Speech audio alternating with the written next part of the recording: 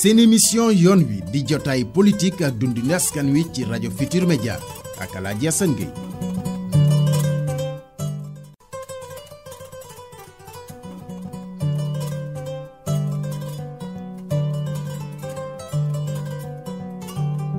mbokk yi ñu ngi leen di nuyu di rafetlu bu baax seen ànd ak ñun RFM ni ñu ko baaxoo alxamis ju ne ci waxtu wi ci kàttanu suñu borom ñu di kàtt ak yéen seen émission yoon wi am mbégte àndaat ceeg monsieur le maire bu Parcelles Assainies fii ci Ndakaaru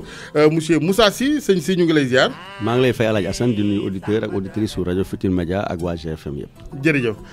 su ma juumul ay jamono Moussa Sy doon na gën a ràññiku ci yenn xeex yi surtout xeex bi ngir Khalifa Sall génn ci kaso bi à un moment donné nit ñi ne waaw di sentiruñ la ci est-ce que yow loolu nga am comme impression. bon sentiruma ci je pense que ni combat bi kenn gënuma ci engagé. donc bi muy bees ba muy yegg ci procès bi luñ ci waroon taxaw yëpp taxaw nañ ci. bon maintenant li am solo je ne sais pas lan mooy sentir man xaw ma loolu li am solo wax naa ko li ma ci wax sax kenn waxu ko ci. ah donc lu ma ci dox aussi gëm naa ne ñu bëri doxuñu ko ci maintenant li am solo état la ñuy xeexal état la moo def. projet pour téye maire de Dakar donc du dénoncer ko à son temps donc gunge ko mu wuy ji ñaari yoon ba jour bu ñu koy yóbbu mandat de dépôt donc lu ci des aussi dem nañ tribunal ay yoon seeti ko dem nañ kaso ba seeti ko waxtaan nañu ànd nañu élection législative yi donc maintenant léegi procès moo jot ñu ngi ci procès bi man ci témoins yi laa bokk donc incha allah dinaa wuy ji su ma demee wuy ji la ma ci xam waxuma la jamonoy Khalifa Sall 2009 la Khalifa nekk maire Dakar mais 2002 voire même 96 parce que man ñaar fukki at ak ñaar a ngi nii maa ngi mairie Dakar 22 ans de conseil municipal donc yàgg naa mairie Dakar xam naa ci dara depuis jamonoy Mamadou Diop bu mu yor caisse d'avance bi nekk communauté urbaine building communal 7e étage chaque àjjuma su ma dee fekk fa mag ñi toog heure juma boo leen laaj ci lu tax doo leen dem julli ji ñu ne la ñuy xaar kees bi loolu fekkee naa ko boobu maa fa gënoon nekk ndaw même kees gi ñuy wax tey kees gi ñuy wax boobu àjjuma lañ ko doon séddalee communauté urbaine tous les vendredis da nga doon ñëw fekk mag ñi toog di xaar le grand maire Mamadou Diop pour mu ñëw jox leen ay mais lan moo ci sa intime conviction am na ñu ne même bu existé woon ci yooyu jamono it ba tey daal jalgati daf ci am yow loolu nga gis amul benn jalgati ay fonds politique la président de la république bu fiy nekk da ciy d'accord ak maire Dakar bi fi nekk ñu def ko bu ko d'accordul amul su nga bu mu décidé ni amatul bi Macky Sall décidé ni kees bi dafa war a arrêté na du décret moo ko génnee du arrêté moo ko génnee donc loo xam ne la depuis 1900 Senghor moo ko inspiré woon Senghor la nit ñi doon sollicité président Léopold Sédar Senghor yàlla na yàlla seddal ay yaxam moom la nit ñi doon sollicité ci ay réunion politique ci ay cérémonie di ko perturber mu ne woo leen maire de Dakar ñu woo ñoom docteur Samba Gueye woo ñi fi nekkoon maire ñoom Lamine Gueye waxtaan ak ñoom ne leen créer leen benn caisse boo xam ne boo amee ay dépenses urgentes fa lañ koy dépasser loolu mooy histoire u caisse d'avance bi Abdou Diouf nekk na fekk Mamadou Diop caisse bi di am Ousmane Tanor Dieng xam na ko parce que mu ngi woon président de la République Abdoulaye Matar Diop grand Serigne Dakar nekkoon na maire Dakar xam na ko tous les socialistes de ce pays xam nañ ko toutes les autorités de ce pays xam nañ ko bi Abdou Diouf wàccee Mamadou Diop wàcc 2000 Pape Diop ñëw mu dem waxtaan ceeg Abdoulaye Wade nangul ko kees boobu nekk fi wax naa du benn du ñaar du ñett président Wade woo na Pape Diop ba tey woo président Macky Sall mu nekk premier ministre mu nekk ministre de l'intérieur mu leen dem leen ci Pape Diop mu jox leen ci caisse d'avance ville Dakar ngeen dem def meeting dem leen ci Fatick def ci meeting dem leen ci Diourbel def ci meeting ma waxaat ko waxoon naa ko ci bees ba waxaat naa ko tey su ma demee devant le juge dinaa ko waxaat man sama bopp kees boobu du benn du ñaari yoon la ma Pape Diop ne ma demal ci Mbaye Touré mu jox ma ci 500 000 300 000 1 million 2 millions 4 millions ba 10 millions ma wër Sénégal séddale ko ci kër diine yi yóbbu ko ci ay soirée yóbbu ko ci ay parrainage ville de Dakar ba bitim réew yóbbu naa xaalis bi te Mbaye Touré moom ma ko mës a jox kees bi noonu la mës a fonctionner mais toujours day am accord tacite entre le maire en fonction et le président de la République 2012 2009 ba 2014 amul problème parce que Macky Sall ak Khalifa Sall déggoo nañ ak Ousmane Tanor Dieng mais mu ngi am problème bi nga xamee ni léegi nag Tanor ak Khalifa jubóotuñu am nañ divergence est-ce que PS dafa war a am candidat en 2019 ou non donc loolu mooy dëgg bi maintenant diggante bi ñu créé problème bi parce que inspection générale d'État damay wax ni man maa ngi fa woon bi ñuy inspecté IGE bu ñu fa defee attaque genn wàll bi ñu ñëwee rendre rapport yi ñu tontu caisse d'avance bokk ci mais bu ñu ñëwee waxtaan remercier maire Dakar ne ko def nañu ay passation sur 254 millions ñoom audité nañu 254 milliards 2011 ba 2016 gisuñu benn takk-takk à part recommandation yi def sur les emplois sur les contrats spéciaux sur les présence du conseil municipal les absences non excusées ak yooyu yenn notions yi ak yenn recommandations yi waxuñu li jëm ci caisse d'avance mais 3 mois après ñu tàggoo 3 mois après la caisse le IGE donc ca présidence jël seen téléphone woo Mbaye Touré ne ko dañ la soxla Mbaye Touré dem wuyu ju leen bu mu yegsee ñu ne ko dañoo bëgg nga indil ñu caisse d'avance bu mairie Dakar bi nga indil ñu justificatif foofu la histoire bi quoi boobu c'est parce que état bi au niveau plus haut sommet de l'État ils ont été surpris que Khalifa Sall ñu audité ko sur 254 milliards si juróomi at gisuñu dara fu mu takk ñu ne non comme ki am na loo xam ne amoon na fi accord tacite la ñun ñoo ko validé woon ñoo ci jox woon suñu kàddu ne mën na ko def mën na ko utiliser procédure la pratique la coutume la depuis 1960 ba léegi nañu fexe jaar foofu pour takkal ko loolu la mais suñu demee si procès bi incha allah am nañu éléments yi am nañu arguments yi pour démonter ce procès politique là procès bi nga xam ne dama ko tuddee procès gàcce laa ko tuddee parce que honte la bu fekkee c'est vérifié quand même ñoom ñëpp ñu yëgoon ko de part et d'autre ça veut dire que mënees na ni presque tous responsables dans ce pays mais absolument parce que non xam nga Alaaji Assane dérogation la man parce que am na loo xam ne bu amee parce que mënoo man président commission des marchés ville de Dakar 2014 ak léegi Ablaye Matar la woon 2009 bi ñu gagné ñoom seen premier mandat ba 2014 bi acte 3 ñëwee 2014 ba fu may wax ni man maay président commission des marchés ville de Dakar chaque année ñu def passation de marché au moins 40 à 50 milliards de francs CFA ARMP DCMP Cour des comptes ñëpp jaar nañ fa amul dërëm bu takk vraiment te ay marché milliards la lait à l'école 1 milliard BOAD 9 milliards ay tali yi ñu def fii ay marché ay chantier dërëm takku fa kenn mësul tudd Khalifa Sall ci wàllu jalgati donc du ay 30 millions par mois 360 millions par année nga yor 250 milliards jalgati woo ci loolu ngay jalgati c'est parce que dañ la joxoon accord te ensuite ñoom ñëpp bénéficier nañ ci ah bon tout le monde a bénéficié nee naa la jamonoy Ablaye Wade man bi nga xam ne Pape Diop man la ko doon jox tout le monde mooy ñi nga fi tudd ñëpp ñi ma ci bénéficié ñëpp Macky Sall de la présidence Ousmane Tanor Dieng tout le monde présidence dafa yaatu kër ga borom kër ga non président Macky Sall il en a bénéficié xam na ko Ousmane Tanor Dieng il en a bénéficié waaw xam na ko ñoom ñëpp bénéficié nañ ci xam nañ ko parce que fonds politique yi bi Benno Bokk Yaakaar bi Benno Siggil Sénégal gagné mairie Dakar en 2009 bi Ablaye Wade wàccee mais ñoom ñëpp seen soxla Khalifa Sall moo ko doon faj parce que ñoom ñëpp ils étaient dans la dèche ñoom ñëpp ils étaient tous dans la dèche donc c'est parce que aujourd'hui il y a une situation politique qui est là dans ce pays là ñu bëgg a takkal Khalifa Sall pour éliminer ko mais loolu je pense que ni bu ñu yeggee maintenant juge bi bu bëggoon mu leer yéen bu ngeen ko waxee loolu dina leen woo ñoom ñëpp bu dee am na ci possibilité mais ñoom woo nañ leen yaakaar naa dinañ ñëw parce que bu ñëwee bët ak bët Khalifa Sall toog ñu toog Macky Sall du ñëw non waaw bon Macky Sall peut-être président de la République la mais Ousmane Tanor Dieng je pense que du daw loolu du soloy wax ji dañoo bëgg rek ne dañuy jaay jub waaw baax te dose ak ko mën a wax leen na fi am sàcc bi ne nii ki ñu sàcc ne nii wala ñu nangu noonu ñëpp ay sàcc lañu ñu baal ma ci wax yi nii wala boog kenn sàccul non man je pense kenn sàccul c'est que pratique bu fi nekk la parce que man yor naa budget 500 milliards mais ñu ne ma lii mën nga ko utiliser pour des fonds pour des dépenses urgentes de manière discrétionnaire comme des fonds politiques ñu koy def 1960 ba 2014 ñu xëy rek ñu ne ma non audité nañ la takkuloo benn passation de marché mais maintenant fonds politique yi dañ koy dindi parce que dérogation bi ci nekk mooy le fait que parce que 30 millions par mois bay Alaaji Assane 30 millions par mois marché la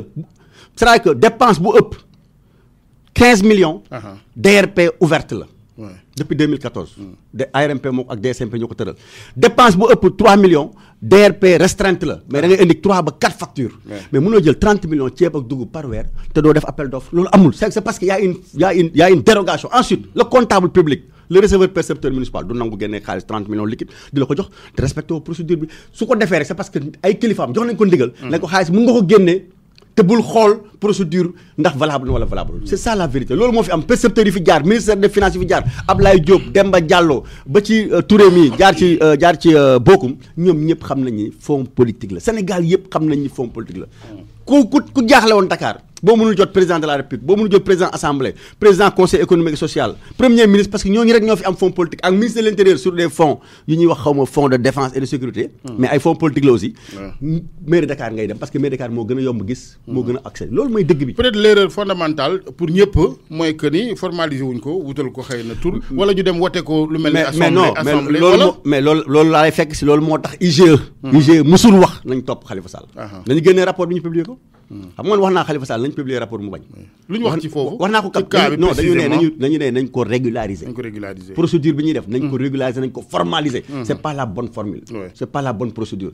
mais su ma la waxee ni def nañu rapport déposé entendre maire bi jox ko rapport provisoire mu liiraat delloo leen ñu ñëw féliciter ko devant une trentaine de personnes à la salle de réunion du maire de Dakar 3 mois après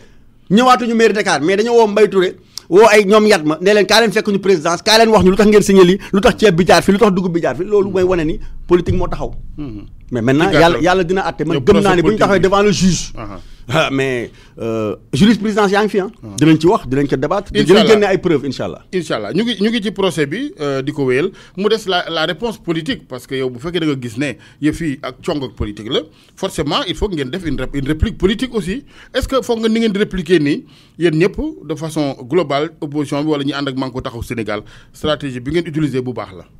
ndax gis nga loolu. waaw mais bon ça dépend ci angle bi nga ko jëlee. xam nga nous sommes dans un pays de droit bu état xeex ak état dafa metti xeex ak état man nekkoon naa état 12 ans. ak PDS gis naa nu ñuy def ak Idriss Seck ak ñeneen état kii la faagaagal la ak tuuma la dafa yomb ci moom parce que il a tous les pouvoirs avec lui c'est ça qui est dramatique. dans ce pays là loolu la ñu yaakaaroon avec président Macky Sall dépassé nañu rupture boobu c'est-à-dire que loolu dootul amati ci réew mi. lépp dina nekk vraiment jantal agrément ensuite dina nekk éthique. ensuite dinañ ko teg ci yoon mais gis nañu loolu amatul fu intérêt personnel taxawee fu intérêt politique taxawee dañ naan politique amul sentiment. loolu mooy résonance tous les hommes politiques de ce pays là et malheureusement muy opposition muy pouvoir c'est la même chose man rien ne me dit que. kii remplace suba Macky Sall. du def comme Macky Sall rien ne me le dit. sérieusement fu ma wax yow nii. maintenant Macky Sall ci boppam bi mu gisee ni on a été injuste avec lui sur le plan politique et tout daa wuti mbooloo jël réew mi daal di doxalee ni nga xam ne xëy na noonu la gisee ni noonu la war a rëddee. foofu ngeen waroon bennoo yéen tamit fexe ko daaneel jàll ci leneen bu laajee une justice beaucoup plus indépendante aussi qu'on aille vers cela. xeex bi foofu laay waxee. mais loolu xam nga loolu je pense que ni beneen cadre la c'est-à-dire que xam nga xeex président moom mooy dem élection ak moom présidentielle sinon. parti bu nekk mais bu ngeen tasaaroo wala yëgoo amul parce que mun ngeen bañ a ànd sax ca yëgoo am mais bu ku ne bëggee toog ca palais ba comme Macky Sall du sotti. waaw mais loolu xam nga loolu moom El Hadj Assane loolu moom fekkee élection législative ñi mën nañ def coalition élection locale c'est au niveau local. mais élection présidentielle benn nit la bu am rendez-vous ak peuple bi bu am programme bu am vision bu am passé bu am parcours politique. mais man li ma gis bon fii ci Sénégal sérieusement entre nous. candidature yu bëri sérieusewul am na ñoo xam ne ils ont des ambitions démesurées.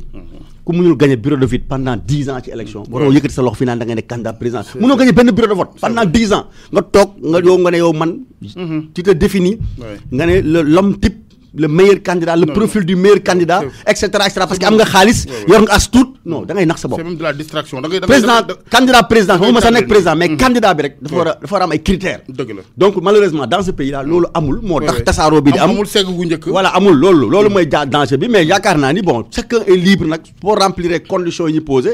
étant donné que déjà règles yi ñu ngi koy changer. parce que assemblée lañ jëm. concertation yi gis nga nu mu demee. amul consensus amul sax. légitimité parce que ñi gën a am doole ci réew mi muy PDS bokkuñu ci parti bi gën a am doole ci réew mi 2012 ak léegi opposition bi gën a taxaw ci réew mi. bi gën a crédible bi population yi ne yow la après Macky Sall bokkul ci loolu donc gisuma. dinañ ci ñëw ci kanam. dina laaj bi mooy ndax gisoo aussi PDS tamit danoo nekk nii liste quand même du ma dem di tout dafa nar a sàcc wote en 2019 alors qu'on est en 2018 au début déjà loolu aussi ndax bëgg a waxtaan la dinañ ci xam dara ci kanam la justice Moussa Sy dama seetlu ne kilifa politique ci réew mi ku mën a falu rek. da ngay yaakaar xëy na wala ñu foog ne yow yaa yor yat bi wan justice fi muy jaar. ñeneen ñi opposition dañu naan injustice mais lan moo xew parce que si c'est le cas on est mal barré justice dafa war a moom boppam aslëf. waaw mais loolu la ñu yaakaar ñun ñëpp loolu la ñu yaakaar loolu ba jusqu'à preuve du contraire dañu bëgg xam nañ ni nag justice bi am na juge yoo xam ne ils sont libres am na juge yoo xam ne libre ñu loolu mooy dëgg dañu wax dëgg. lu nekk gis nañ ko fi ci réew mi. gis nañ fii ñu jàpp ay nit tuumal ko procureur yi gën def conférence de presse après mujjee non lieu parce que am na juge indépendant. mais procédure tant que autonomie justice amul total parce que am na indépendance mais autonomie amul. mais il faut mener ces combats xam nga fi nit ñi. falu rek la ñuy gis falu rek. mais nañuy xeex pour par exemple ñu ne tey dañoo war a am ay réformes yu xóot yeesal ngir justice bu Sénégal ñu ne poñ bi taxaw ci xeex fa woote ci marche su ko laajee. mais fenn rek la mën a amee mooy président république bu ñuy fal. mu am mandute mu respecté kàddoom. bu nekkee président mu ne nañ delloo justice seen. mais parfois on peut l'amener vers ça aussi parce que nag politique nag mais diine du leneen a xeex la d'accord mais yóbbu ko ci rapport de force mais absolument yóbbu ko ci loolu mooy fexe ba mu am rapport de force nu muy amee mooy occuper la rue parce que politique aussi dégg naa seen benn collègue naan non c'est appelé à la violence c'est pas appelé à la violence parce que boo wootee marche état bi daf la war a encadrer bien sûr bu état bi bañee nag benn yoon ñaari yoon ñetti yoon ñu ne lay jaay doole mais da ngay taxaw bañ amul benn réew boo xam ne nit dina accéder à la magistrature suprême ou bien di ngeen am ay conquête démocratique sans que ngeen ñafe sur le terrain ñu dem prison ñu brimer leen ñu dóor leen ñu bunduxatal leen. mais ça fait partie des droits acquis dans la nouvelle constitution. parce que le pouvoir aussi ne s'offre parce que nguur kenn du ko maye kenn du ko able. nguur da nga koy xeex ba jot ko. loolu xeex bi nag si démocratie lañ ko bëgg a teg maintenant bu nguur gi indee doole da ngay opposé wu. mais nag malheureusement nag fu mu toll nii du ma la ko nëbb ay opposants de salon la ñu am. li gën a bëri ay débat la ñuy wax ay rajo mais kenn si ñoom ñamewul à part Ablaye Wade kenn si ñoom ñamewul mbedd mi. léeg-léeg dama naan bu média amuloon Sénégal ndax opposition dina am Sénégal. waaw mais loolu aussi mooy li population yëpp sentir parce que seen wax yëpp ci rajo télé yi journaux yi. gisoo benn marché lañ fi def ñu sànni leen lacrymogène génnaatuñu. moo tax gars yi defal processus dérouler seen programme. carte d'identité ñu def rétention transfert électeur def lu leen neex. bii aussi bu ñu deful ndànk ce sera la même chose. justement li ñu wax sànq ne ay woote fippu c'est pas le cas mais aussi parce que génnin aussi daf ci am solo génnin boo xam ne àndu leen tamit tasaaroo lay jur dóori grenade souvent boo gisee sax xeltu gi dëgg ci wàllu bennoo gi la gën a bokkee man ngeen a génn mais bu ngeen àndul it amu leen benn idéal bi amu leen ngëm-ngëm bi pas que kenn jaar ca ginnaaw jënd ñii bañ yi loolu tamit moo lay wan rek moralisation bi politique laaj Sénégal. waaw mais loolu ñun ñëpp mooy ñun surtout suñu génération bi loolu la ñu war a taxaw c'est-à-dire que waratuñu nangu ces soi-disant leaders politiques là qui ont un passé récent am nañu autonomie am nañu as tuut yaakaar ni rek dañu war a mobiliser la jeunesse là la nouvelle génération là ñu topp seen ginnaaw nekkal leen si naaj bi ñoom ñu dem tëddi seen kër toog si kër gi loolu la ñu war a bañ on doit le refuser. parce que li am solo mooy wax nga ko man règle démocratique dama koy nangu c'est-à-dire que man soo ma gañee damay nangu gañe nga ma. waaye man mi topp ci yow da nga may jox sama cër. parce que constitution bi loolu la wax. c'est tey opposition bi bu ñu nekkoon logique élection présidentielle mën na am plusieurs candidatures plurielles mais la logique voudrait que depuis 2012 ba léegi. PDS mooy force de l'opposition. bu Ablaye bu Macky président Macky Sall wootee waxtaan PDS bokku ci balaa sax muy woote dañu war a dem seeti PDS woote ñu toog ñu ne nañ leen waxtaan. ça veut pas dire que PDS moo ñu chef. mais population yi bu ñu voté dañ ne Macky yaay PDS mooy 2. Moussa Sy yaay 3 donc Moussa Sy mënul ñëw jiitu PDS. mënul nekk c'est pas possible. parce que population yi ñoo ko définir. en démocratie. loolu mooy démocratie mais ça n'enlève en rien mérite Moussa Sy suba mu dem xëccu ji waat mu wuti waat. mais malheureusement amuñu humilité boobu. les gens sont complexés ou bien les gens te parlent de passé PDS moo fi nekkoon ak yooyu ça n'a rien à voir mais li PDS mën ci terrain bi gars yi mënuñu ko li PDS mën ci mobilisation mënuñu ko li PDS mën assemblée mënuñu ko parce que moom moo fa am 19 députés mooy membre bureau assemblée mooy membre conférence des présidents ñeneen ñi dañ leen di sédd rek ay forres donc je pense que li am solo mooy d'abord ñu nangu réglementer la démocratie au Sénégal mooy la majorité l'opposition mais président de la République aussi dafa muus moo tax nanguwul depuis le 20 mars ñu génnee conclusion référendum bi nanguwul PDS nekk chef de l'opposition nanguwul jox statut chef de l'opposition au PDS parce que xam na ni PDS c'est une véritable force moom fa la soqee ko ñoo ko formé ñoo ko tàggat mais aussi tey ñeneen ñi fi nekk opposants yi fi nekk yëpp ils ont aussi joué le même jeu du président parce que nanguwuñu jox PDS gëddam man bokkatuma PDS nekkatuma fa delluwuma fa moo koy wax mu leer dañoo bokk am nañ suñu kuréel bu tudd ANC ci la ñuy yëngu mais nag damay jox PDS gëddam PDS lu mu mën ci réew mi benn parti d'opposition mënu ko ba jusqu'à preuve du contraire. presse bi fan yi wax nañu vraiment ci position buñ ne sa bosa en tant que maire des Parcelles Assainies nga ne nañu Manko bennoo def bloc ci ginnaaw PDS jamono yoo nekk ci biir Manko taxawu Sénégal yeneen parti nekk fa yu wuuteeg PDS loolu lan fan nga ko wér. déjà damay wax ni Manko taxawu Sénégal amatul. ci man amatul parce que Manko taxawu Sénégal coalition de parti la woon et de coalition. pour local ñun. Khalifa Sall lañu bokkaloon coalition. initiative 2017. Cheikh Bamba Dièye ñun waa taxaw Dakar ak Cheikh Bamba Dièye ak Hélène Tine ñoo ci bokkoon ak Omar Cissé bu Rufisque ñoo ci ñoo ci bokkaloon taxaw Dakar ñu si des ñëpp ñun waa ay maire AFP ay maire parti socialiste ñun ñoo ànd taxaw Dakar ànd ak Khalifa créé initiative 2017 fekk ji Malick Gakou fekk ji PDS fekk ji Idriss Seck ñu dem ba ci biir jubóowuñ ci tête de liste nationale. ñu taxali ko ñu garder Manko taxaw Sénégal bi nga xam ne ñun ñëpp ñoo ko bokkoon la grande coalition. bi ñu ko gardé ba pare nag Malick Gakou ak Idriss Seck nangu ni Khalifa Sall mën na nekk tête de liste nationale noonu la demee mais pour man depuis le 30 juillet. bi ñu installé député yi ci assemblée nationale gis nga ni sax amul groupe.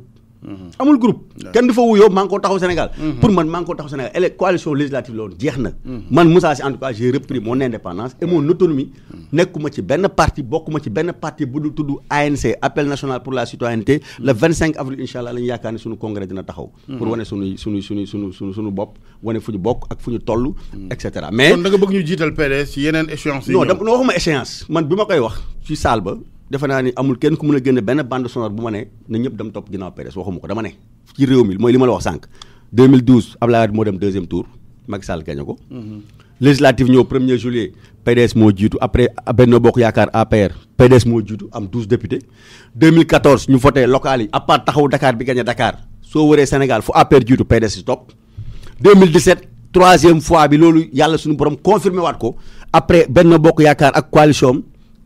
PDS moo si topp Abdoulaye moo ñëw def campagne donc PDS mooy force de l'opposition numéro 1 au Sénégal. bu ko Idriss Seck bañee loolu la bu ko Malick Gakou bañee loolu la opposant bu nekk ci yow ñu baal ma lu ma tudd seen tur. loolu mooy dëgg maintenant ça n'enlève à rien que Idriss Seck nekk candidat parti bu ko investir wala coalition investir ko ça n'enlève à rien le mérite de Malick Gakou bu ko parti investir mais li ma wax mooy bu ñuy def processus électoral bu ñuy def ay bataille électorale bu ñuy def ay bataille politique pour gagner pour contraindre le régime en place mu accepter la démocratie mu accepter les règles de jeu mu conféré wu ci disposition de la constitution. mooy que PDS moo war a jiitu loolu laa wax. mais waxuma ni. ku nekk na dem yow bi nga am avis boobu sóoraale nga aussi situation bi PDS nekk parce que am na fa xeetu xiini miini tamit. bu mel parce que problème d'avis rek la. bu mel lan xamuñu Karim Wade ci ban situation la ne dina ñëw du ñëw Abdoulaye Wade ay atam mayatu ko mu doon candidat présidentiel. kan mooy doon candidat PDS laaj baa ngoog. mais Alaye Assane fu may waxee nii à part président Macky Sall président sortant kan moo kan nga wóor na ni dina nekk candidat amul kenn du man du yow ku mën a wax ni diw dina nekk. Alaaji Malick Gakou yëglu na. non Idrissa Seck moom. intention xam nga confirmé na non. intention tout récemment au tribunal. yaa ngi koy laaj mais Alaaji Assane intention la. jour bu ñu defaree candidature yi seen congrès yi investir leen. ñu yóbbu conseil constitutionnel ñu validé. bu conseil génnee PV boobu ne diw ak diw nekk nga candidat wàccoo nga ak fisc bi. wàccoo nga ak lii wàccoo nga ak lii wàccoo nga ak charte réew mi su boobaa dinañ commencé wax candidature mais pour le moment ay intention moo fi am. donc man waxuma PDS tudduma Karim Wade. tudduma Ablaye Wade bokkul mais PDS là moi je parle du parti plan B on est en politique hein il faut. mais oui mais Alaye Assane man je parle de force politique moi je ne parle pas de d'individu. am nga élection présidentielle rendez-vous d'un homme la avec un peuple bi atte ñun ak président sortant bi day indi bilan am ñële ñëw indi seen programme alternatif ne moom lu mu def mën nañ gën lu dàq loolu wala lu mu échoué ñun mën nañ ko remplacer loolu mooy rendez-vous mais pour loolu avant loolu am na ay bataille am na ay procédure am na ay rendez-vous yu fi nekk rendez-vous yooyu 2012 ak léegi gis nañ ni opposition bi day gën a divisé wu.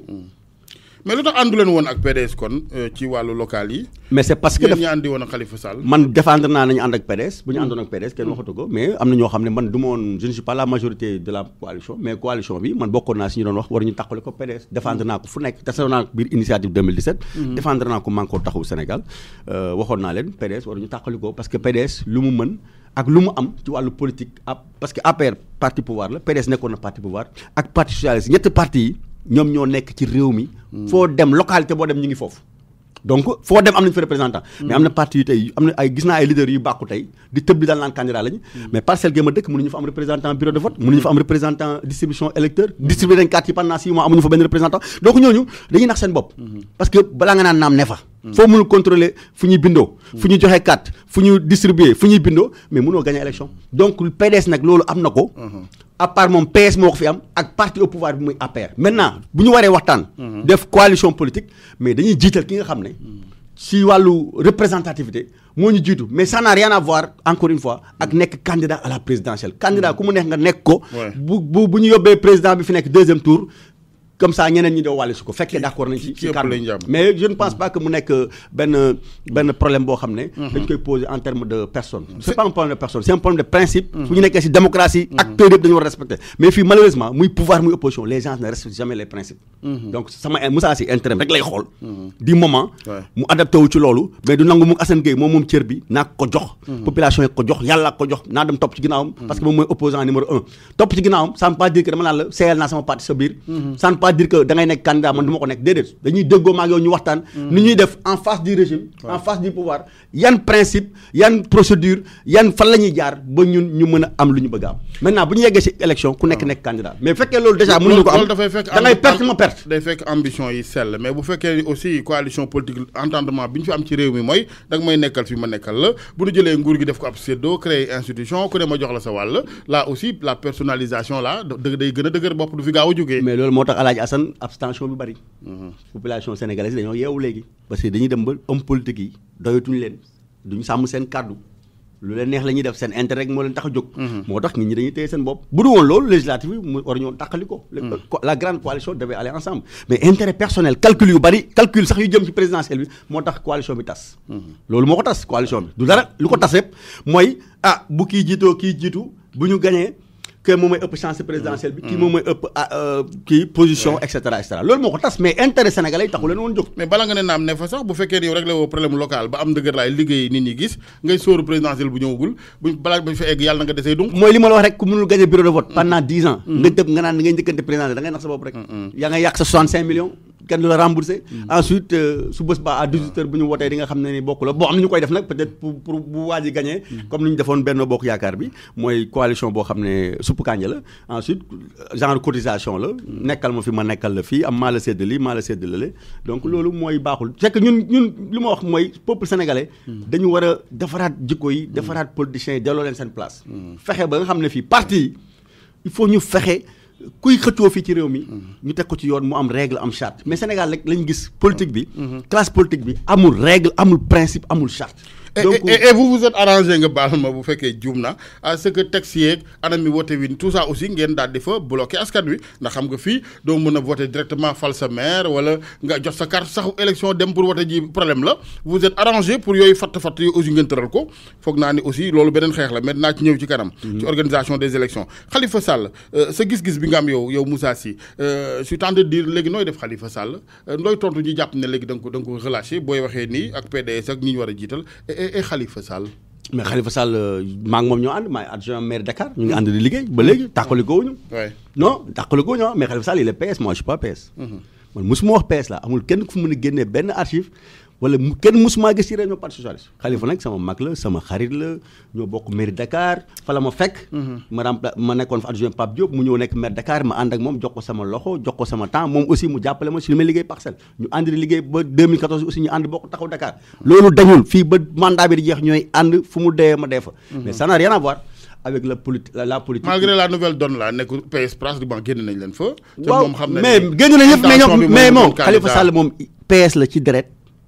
PS la ci fépp. Khalifa Sall PS la ci lépp te moom lay deewee incha allah. gëm naa ni nit mënu ko ci génnee. même buy nekk candidat aussi il sera candidat du parti socialiste des valeurs ou bien y aura parti socialiste dans son ci li ñuy bind. ci dossier am parti socialiste moom dina ci dem. ñi mu àndal moom mi ngi ci biir ñoom ñi ngi ci biti lu ñuy wootee yëpp parti socialiste ngay wootee bureau politique parti socialiste comité central parti mais dàq boobu sax ñëpp xam nañ ne du dàq bu tegu ci yoon. du ma sori maa ngi ko taxaw Sénégal Bamba Fall maire Médina junj na fi lu mel ni éventualité. candidature bu ñu ne ci ginnaaw Idrissa Seck jur na fi nag ay tontu yu bari. yow mi doon wax mbir yi ñu rangé wu ci PDS wala ñu jàppale PDS Idrissa Seck force am moom politique ban kii nga ko jox. Idrissa Seck c'est un grand cadre politique am na passé donc ñëpp xam nañ ni homme d'état la aussi. ensuite du fayanto loolu mën nañ ko seedeel jullit la akkan donc loolu mën naa ko seedeel maintenant sur le plan politique bokk na ci ñi nga xam ne réew mi yaakaar nañ leen maintenant bu ñu ci yeggee donc je pense que ni bu présenté woo ba ñu valider candidature am ñi war a ànd ak moom dinañ ànd ak moom maintenant Bamba Fall moom parti socialiste la bokk am na droit ne moom Idrissa Seck la gis man am naa droit ne keneen laa gis mais pour le moment man dama dugg ci loolu parce que man nee naa la dañu bokk parti bu bees ñu ngi liggéey feeñaluñ ko fësaluñ ko ñu ngi sur le terrain defar nañ 25000 cartes placé nañ ko fii ak avril dinañ tax suñu congrès. bu ci yeggee am ngeen récépissé. déposé. wut xaar. très bien c'est pas important. pour man récépissé bi c'est pas important li am solo. mooy dañu am identité ñun ANC. ñun dafa am lu ñu gëm. am lu ñu bokk danañ ñëw ci kanam. bëgguñu nekk yóbbaale donc dañuy yóbbaale bi la ñuy arrêté quoi. voilà mais da ngeen arrangé wu ba Sénégalais yi ñenn ñi foog ne même candidature unique bu amul rek xaajaloo am na et pourtant non. moi je pense que naka ngeen di waxtaan ak nit ñi ci wàllu communication. day dem ba am ñu gëmloo population yi opinion bi nationale. ne bu ngeen defee candidature plurielle rek ça veut dire que àndu leen loolu nit mën leen ko xasee waaw nu ngeen sàggane ba nit war leen cee forcer alors que bu leen neexee ngeen ni suñuy nen duñ def yëpp ci panier benn bi. waaw mais xam nga loolu mooy li ma la wax rek c'est-à-dire que sénégalais yi defuñu dara politiciens yi la c'est que politiciens yi la ñu xàmmewul xam nga fekkoon socialiste yëpp dañu ànd. d'obédience socialiste wuti ay alliés on peut comprendre. mais social fekkee socialiste seen bopp jubawuñu wala pouvoir jaral na leen xaajaloo bay yóbbante kaso bay tëjante kaso c'est le monde à l'envers ku la newoon tey parti socialiste du mu mel ni dina ko mel ku la newoon Ousmane Tanor Dieng dina toog fii jàpp Khalifa Sall tëj ko ci kaso bi ngir pouvoir mais doo ko gëm Alaye Assane mais foo teg ku la ko waxoon 2012 2013 2014 boo ko mës a gëm foo teg ni moo ko tëj parce que mais socialiste yi aussi waxuma ni moo ko tëj mais cautionné na tëj bi daf ko cautionné parce que 2014 man damay am njàngat damay lire bi ñu génnee 2014 Aïssata Tall Sall candidat la woon juin 2014 veillu élection locale yi direction parti socialiste Khalifa Sall moo ko ci génnee parce que Khalifa Sall ak Ousmane Tanor Dieng musuñu réeroo c'est ça la vérité. kii mooy secrétaire à la vie politique kii mooy secrétaire du parti socialiste bokk ma nag parti bi. mais politique moo tax ma bokk ci acteur politique moo tax ma ciy wax mais du yàpp waa parti socialiste wala du bañ a dugg seen problème interne mais am na loo xam ne mënuma nangu Macky Sall am différent ak Khalifa Sall. Ousmane Tanor Dieng nekk ci réew mi naan non il faut que Khalifa dem rencontrer Macky Sall ça veut dire que jox na caution li président bi di def loolu mooy vérité bi. parce que dëgg nag neexul mais il faut ñu wax ko. mën na tekki it ne dañ ko déggalul xëy na. non du question déggaluñ ko xam nga rek. parce que xëy na moom mën na joxe xalaatam. mooy li ma la wax rek c'est-à-dire que intérêt personnel moo yàq réew mi. c'est que intérêt personnel te ñooñu ñëpp seen temps jeex na. day yéex mu yàgg mu yéex aussi. ñoom seen temps jeex na incha allah. parce que li si des yàggatul même bu ñu leen mayaatee juróomi at aussi. après dañuy ablé ñoom l'essentiel que l'histoire retiendra que def nañ ci réew mi loo xam ne kenn du ko fàtte parce que yaakaaruñu woon ni dinañ yóbbu réew mi fii jàpp ay maire de la capitale di ko tëj sur des fausses accusations loo xam ne taxawul fenn xaalis boo xam ne ñoom jëruñu nañ ci guddaan nañ faj nañ ci seen soxla fekkee ko donc yaakaaroon nañu opposant mënoon na ko def Khalifa Sall mais pas Benno Bokk Yaakaar di ko def très bien seen émission yoon wi ak Moussa Sy maire bu Parcelles Assainies mbokk yi mooy porte-parole bu ANC j'espère que du ANC bu Nelson Mandela. non appel national pour la citoyenneté mais mooy sunu kii mooy sunu référence. maa ngi def rapprochement ak AFSUD la woon bëgg ngeen lu xeetoog Afrique du Sud de ndax AFSUD mooy kuréel ak soppey Oumar Pène yi. ANC ñëwaat ca ba tey Moussa Sy nga ca. am na lu message bu ngeen bëggee jàll. mais combativité. combativité bañ xeex. ah oui il faut nit di bañ il faut ñuy am ñuy bañ ci réew mi. donc ANC ça appelle à ça appelle à la combativité. parce que ñun Parcelles dañ ñu songu ak doole. bëgg ñoo noot ñu bañ ñu fippu taxaw. moo tax ñu génnee ANC. voilà luy songu gi Amadou Ba bu fa dëkkee wala keneen ci APR am na sañ-sañu taxaw fa laaj baatu askan wi gars yi daal di ko léegi Moussa xëy na Moussa sàppi nanu wala doyal nañ ci moom wala liggéey bi doyuñu gars yi dem àndeek Amadou Ba wala. mais loolu mooy élection. loolu élection la mais en dehors des élections bu état di noot maire di bloquer ay procédure am di def yoo xam ne ci dëkkam te yëgu ko moom ngay dund nii jamono bon léegi je pense que ni quand même du ma la ko nëbb depuis élection yi wàññi nañu bi ñu xamee ni malgré tout ça ils m'ont pas yëngaluñ ma changé nañu léegi lépp lu ñuy def dinaa ko yëg préfet dina ma informer ñoom dinañ jaar ci préfet informer mais avant élection yi moom du ma la ko nëbb ñëw nañ fekk may tabax juróom benn salle de classe ñu ne dañuy tabax ci wet bi ñaari classe man leen non Parcelles am na ñaar fukki école kaay la ma yóbbu leen si yeneen école yi ngeen tabax fa classe yooyu moo gën ngeen bàyyi ma yeggali sama classe yi donc bàyyi nañ ma yeggali naa ko yóbbu nañ foofu seen classe yi ñu ngi koy def foofu école de je pense que maa ngi rafetlu loolu mais li am solo loolu ñu nag mairie ak état ñoo ànd mais li rafetul mooy ñu jël politique état di def ay pratiques politiques pour dal ci kaw adversaire ou bien pour essayer de plaire à des populations alors que yow population yi kooku la ñu fal mais bu ñu demaatee élection ba ñu folli ko bu boobaa ngeen def lu leen neex mais tant que moom la ñu fal te mandaam jeexul lu état di def dafa war a jaar ci moom parce que président Macky Sall bu ñëwee Parcelles lu mu fa def man ma taxaw wax ko moo ëpp impact moom ay partisans wax ko parce que amul benn njëriñ parce que maa moom bokkuñu parti mais man su ma taxawee ne président Macky Sall moo def li lay gagné en suffrage ou bien en point que plus que moom mu yónni nit mu ñëw mu naan daf may contourner day jaar sama ginnaaw di ma jaay doole wala di jéem a def loo xam ne taxaw. mais est-ce que ni ñuy politiquer Sénégal vous en êtes capable élégance boobu ngay woote man politique lu ma fi gis rek mooy ni nga ko waxee ànd ak nit tey mais ne moo fi gën suba ñu dégg la nga koy yekk loo xam dañ naan waa kii xanaa gisul woon lii ci moom démb. waaw mooy li ma la wax rek c'est-à-dire que xam nga politique moom nee naa la ñun politicien Sénégal fii intérêt la ñuy xool. waaw loolu nag bon malheureusement aussi ñi nga xam ne ñoom lañ gën a yaakaar ci réew mi aussi génération yi day changé. donc laaj na ñu toggaat jikko yi. jikko yi vraiment ñu delluwaat ci def ci vraiment accent. bu ku nekk xam ne jikko dafa am solo parce que deret ñun ñëpp deret mooy daw suñu yaram mais jikko la ñuy gënante. dëgg la voilà je pense que ni référence bi gindi mën def la. yonent bi Seydina Muhammad sallallahu alayhi wa sallam. donc am na loo xam ne ci jikko lañ koy gënante. am na solo voilà. ANC ñan ñoo ko seq. bon ñun. man ak ñu bari la donc comme li ma mën a wax rek ñu ngi jaay carte. damay bañ rek mu nekk comme ñenn ñi may dégg ci réew mi léeg-léeg parti yu bari yàlla xam na ne su weesoo waaja naan maa jiite parti bi xaw ma ñenn ñi ko. non xam nga nee naa déjà man porte parole la. man du ma leader bi. mais bu ñu yeggee ci congrès bi déjà am nañu benn manifestation bu mag le 18 février. ñu ngi jaay carte te ensuite expérience mu am PDS bu ñuy jaay carte bu ñu monter secteur sax da ngay indi mbooloo bi ñu toog. ñu yónni fa commissaire ñu compter leen xool seen carte d'identité carte électeur balaa ñu laa joxal ticket après nga tànn say délégué ñu dem congrès mais bu ñu yeggee ci congrès bi may ma ko rek ma denc ko fa congrès ba su boobaa moom ñun duñu nëbbatu lu ñu mën ñun ñi dinañ ko xam lu ñu mënu aussi am nañ humilité aussi nee naa la 25000 cartes lañ defar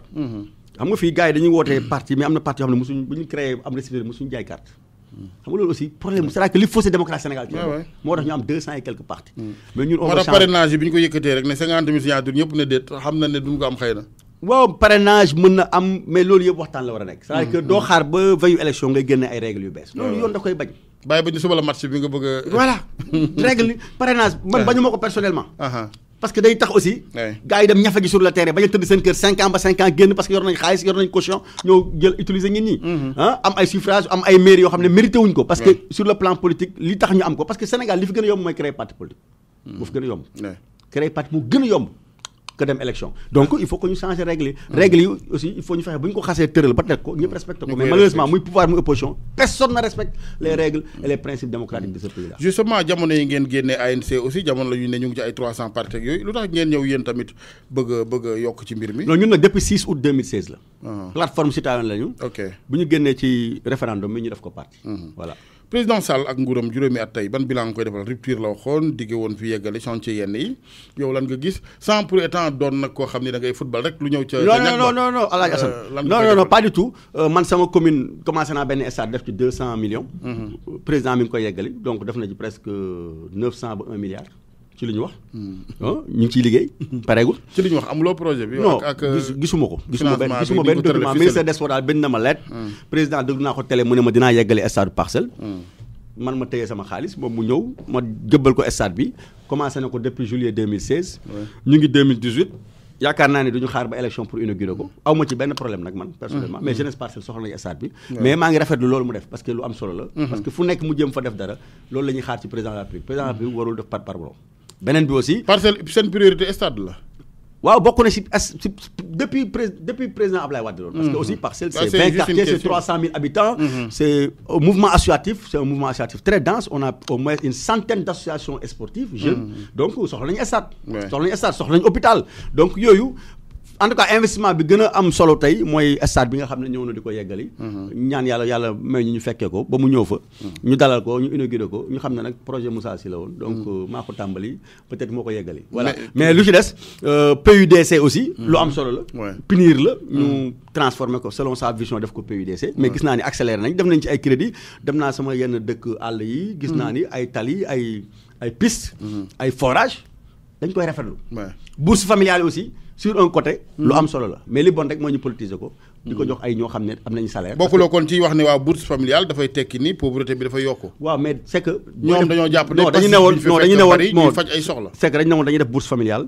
sur 3 ans 4 ans mu jeex mais mënul continuer mais fekkee dafa war a continuer ça veut dire que pauvreté dañut te pauvreté bi booy dimbali nit ñi booy suqali askan wi da ngay fexe nga jox leen ay rudiments yoo xam ne li tubaab di wax nga jox leen ay levier nga jox leen ay jumtukaay yoo xam ne dina tax ñoom seen bopp ñu mënal seen bopp mais fekkee yow li nga leen di jox ci lañ nar a dund ci lañ nar a dee ba dañuy toog rek di xaar 25 000 tous les 3 mois loolu baaxul ci réew donc je pense maintenant pour faj ñàkk moom faut pas être démagogue da ngay doon lu concret non doon ay langage de vérité non social ak action mais mooy social c'est vrai que social mënul ñàkk faut pas nekk ci opposition rek naan way non pas du tout non man gëwuma loolu man li ma gëm bu président defee état bi parce que président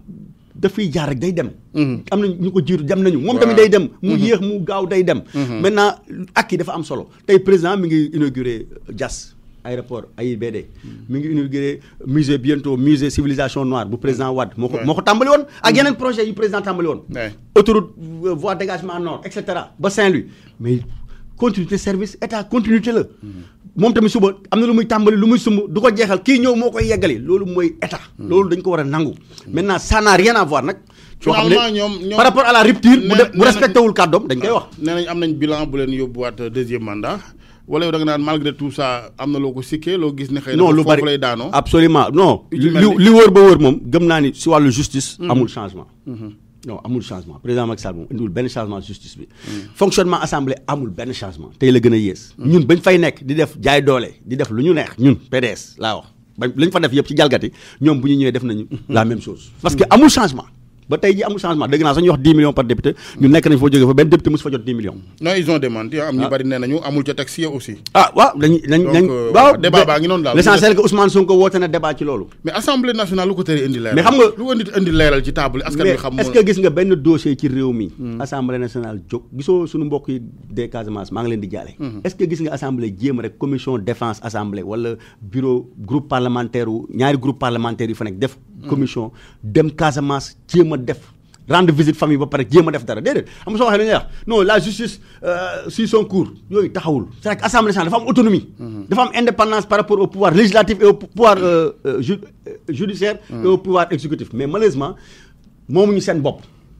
député yi groupe parlementaire bi parti au pouvoir bi ko moom lu mu leen wax moom ngeen def président groupe bi balaa moo def dara day tàggu président de la République président assemblée aussi balaa moo def day tàggu président loolu moo ñu tardeel tant que nag yooyu changé wul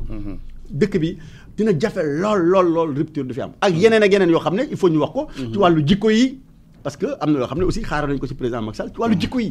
moom moo waroon sentiroo ni yaa moyen de folklore ak yàq gi wàññeeku ci li non yàq mais tey la wàllu gën a ay ñoo ngi yàq ñoom oui tey la wàllu gën a ay tey la gaspillage gën a bëri gis nga jafe-jafe yi nit ñi di dund alors que dañuy woote léegi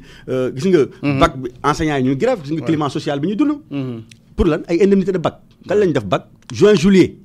mais ñaata ci diggante bi ñaata la président maye ci xaalis dem bu mu demee États-Unis bu mu demee Afrique du Sud bu mu tukkee fu mu tukki dina maye 100 millions 200 millions mais loolu balaa mu ko maye nañ ko fay indemnité bac ba pare étudiants yi balaa ñu leen fay seen bourse rek dañoo génn si mbedd bi sànni xeer mais loolu yaakaaroon naa ni jamonoy Abdoulaye ak Abdou Diouf jeexal nañ ko moom président warul nangu loolu te loolu du ma ne moom la de mais ay jëwriñam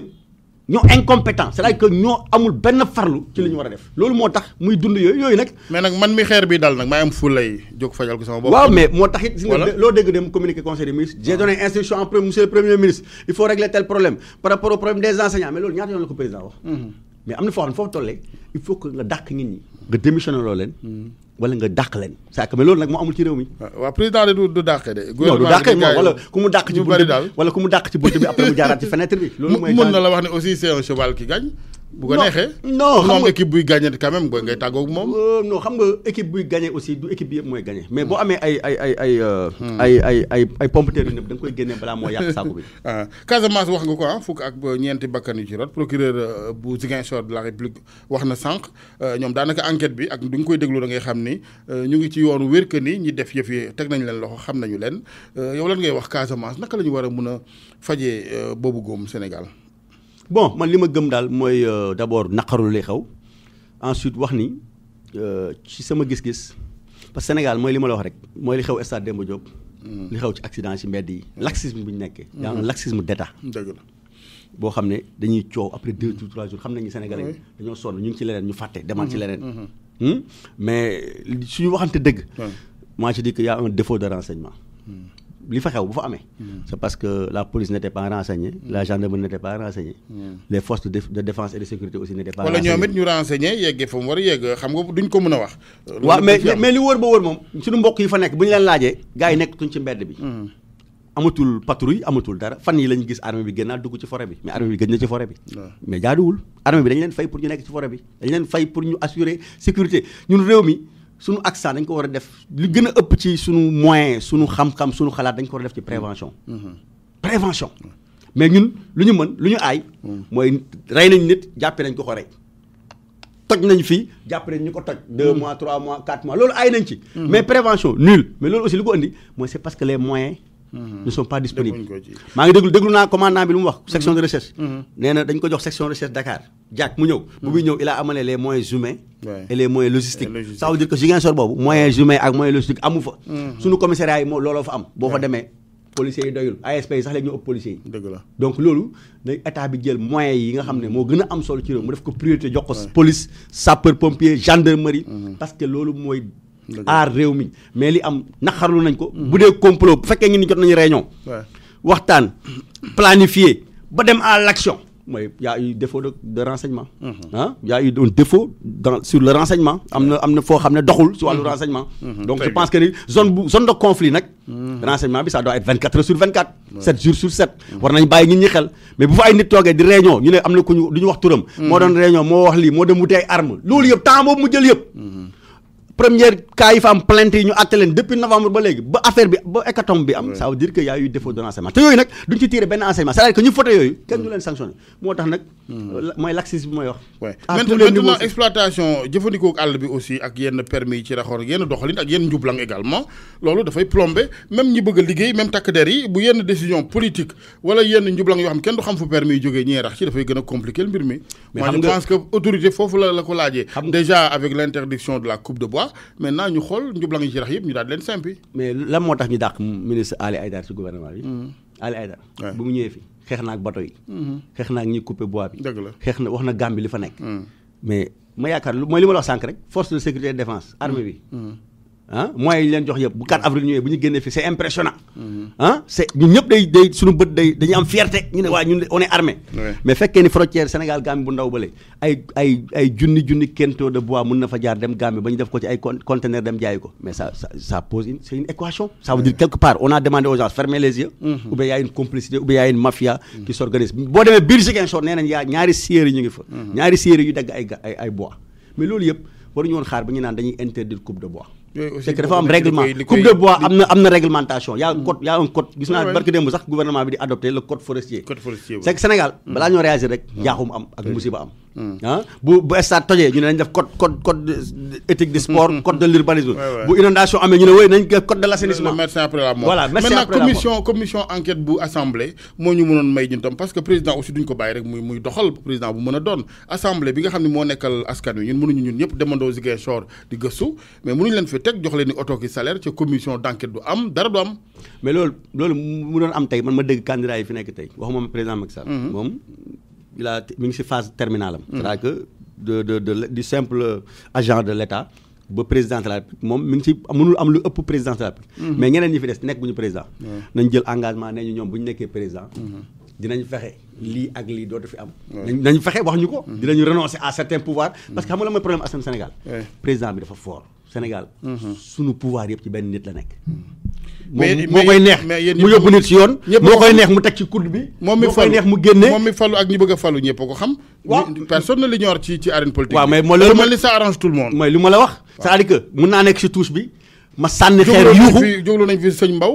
ma koy ziar mais kilifa goo xam ne àddina yëpp xam nañ taxawaayam mais jox ko fi commission sonal ko moog ñi ko seqoon ay experts. ñu liggéey ñu teg ko fële ci àll ba on passe à autre chose. mais il faut être sérieux avec les populations. mais li ma la wax rek mooy ñun politiciens yi la. c'est-à-dire que du ñu sàmm suñu kàddu. c'est-à-dire que bu ñu xasee toog balaa ñoo toog dinañ wax lu nekk. dinañu togg lu nekk. dinañ digge lu nekk mais bu ñu xasee toog génn nañ ci loolu parce que intérêt du moment la ñuy xool. intérêt du moment loolu moo tardé réew mi maintenant léegi par rapport à ça nag au lieu que ñuy prêter serment booy nekk président damay jàpp ni dañu war a créer loi boo xam ne da ngay prêter serment booy nekk candidat. da ngay prêter ni conseil constitutionnel. di la nangoo sa serment. dañu war a fexe aussi candidat bi day dem conseil constitutionnel mu prêter serment. mu ne man maa ne si sama programme su ma nekkee président candidat la soo leen ma falee. dinaa fexe assemblée nationale. autonomie moo fay am groupe régime parlementaire la ñuy def. dinaa fexe ni justice bi man président ak sama ministre de la justice. ak ministre ak comment on appelle encore le procureur dootuñu bokk conseil de la magistrature. magistrats yi ñooy fal seen ay pairs. candidats yi direction nationale yëpp manifestation d'intérêt lay nekk dama koy woote appel à candidature. dootuma fal directeur. man ay politiciens rek laay fal. ay ministre ak samay candidats ñu dem assemblée mais loolu nañu ko candidats yi may kenn su ñoom di la ko def. maa la ko wax fii xool amul benn candidat. bu lay nangu loolu parce que amul kenn si ñoom kuy nangu joxe ay cëram. dañuy ragal pouvoir bi ruus seen ci ñoom seen loxo. waaw mais mënoo fi def loolu mënoo fi def lu weesu li nga fi war a def temps bi nga fi war a def. Moussa Sy ñu jeexale dialogue politique bi ndax quand même loo ci mën a dégg rek muy ki fi ne toog ci fauteuil bi yéen ñi bëgg a toog ci fauteuil bi bu ngeen xeexee ba këpp bool bi kenn du fekk dara de il faut nécessairement waxtaan faut nécessairement savoir raison garder. li may waxaat rek dama koy tollantiwaat waxtaan bi mooy je sais que ni y a eu un fossé bu mu toogee mais bu amuloon fossé moo ko Abdoulaye Wade waruñu woon réeroo même bu ñu àndul ci politique mais parce que dama koy waxaat man li ma gëm mooy règle dafa am ci politique règle ku nekk da nga koy jox sa cër bu Sénégal yëpp nangoon ni Macky Sall fal nañ ko 65% deuxième tour jox ko tous les pouvoirs nangul ko moom aussi dafa war a nangul opposition bi ak yelleefam mais bu nanguwul ki jiitu si opposition bi jox ko ak yelleefam jox ko benn respect jox ko benn gëdd sinon di ko booleeg ay cabine di ko méngaleeg ay cabine télécentre ñoo xam ne musuñu dem élection musuñu gagné bureau de vote loolu dialogue politique sincère mënu am. moom yooyu xeetu injustice la ko ñenn ñi xëy na farle woon ba ànd ak moom ca ba mu daggee langam. absolument ba xëy na mu am li mu am tey. oui ana rupture yi. waaw mooy li ma la wax c'est-à-dire que mooy ñun dañuy ñëw wax ci mbedd mi kaas jël ay engagement mais bu ñu xasee toog ci siège bi dootuñu ko respecté dañuy fàtte lépp. dañuy fàtte démb mais li gën a pire nag dañuy fàtte yàlla. c'est-à-dire que léegi politiciens yi léegi dañuy fàtte yàlla si lépp lu ñuy def. léegi seen bopp rek ay buxaaba la ñu gën a fonk. ay ak sëriñ bi leen joxal ndigal. ay voyants mais voilà ak voyeurisme boobu loolu lañ gën a ak ñoom kii et cetera. ñu jeexale poñ bi nga xam ne nañu franc-maçon yaa ngi ñuy song si ngóor jigéen et là quand même président dafa mel ni wane na ci fulla de ci wàllu ngóor góor jigéen gi ci Barack Obama bu mu fi ñëwee gis nga nam ko fi tontoo n'est-ce pas ñu am yaakaar rek loolu continuer am na nag ñu taxaw di ko xeex Moussa Sidé ak ANC xanaa xalaatuñu di bàyyi ay franc-maçon ki ay góor jigéen parce que li ma ko waxee bu ñu amul xaalis bu bari ñu am ay valeur man gëwuma ni góor jigéen dina prospérer fii ci réew mi. parce que buñ ko yëgee xam ko ci yow rek da tu es à la vindicte populaire. mais li am solo. mooy nañu gën a fonk suñu tarixa yi. nañu gën a fonk suñu diine bi. loolu suñu maam yi bàyyil fii liggéey nañ ko. nañu gën a jàpp loolu. maintenant lu ci des yëpp lu fi ñëw yàlla suñu borom dinañ ko seppil génneel ñu ko sànnil ñu ko ci xaj. man loolu laa gëm. mais yeneen yëpp nag am na yoo xam ne aussi am na ñoo xam ne. yoon la pour dóor c'est-à-dire que ñoom yoon la pour def dóor quoi mais dañu waxante dëgg. seen activisme bu bari yëpp. c'est pour vraiment récolter de l'argent et cetera et cetera mais am na yoo xam ne boo koy def jarul ngay dem ci rajo ak télé. défendre ko position. mais nañ fonk suñu diine fonk suñu kilifa yi fonk suñu tarixa. c'est important parce que loolu mooy suñu njëriñ. jërëjëf monsieur le maire RFM a ngi lay gërëm baax di la sant. maa ngi lay sant aussi El Hadj. jërëjëf mu nekkoon ak ñun mbokk yi maire bu Parcelles Assainies Moussa Sy porte-parole bu parti ANC seen émission yoon week RFM ñu koy gërëm di ko sant gërëm bu baax Serigne Saliou Deme ak Alioune Badara Diallo mi ne ci technique bi El Hadj Assane Gueye ci micro bi ba alxamis ak jàmm incha allah.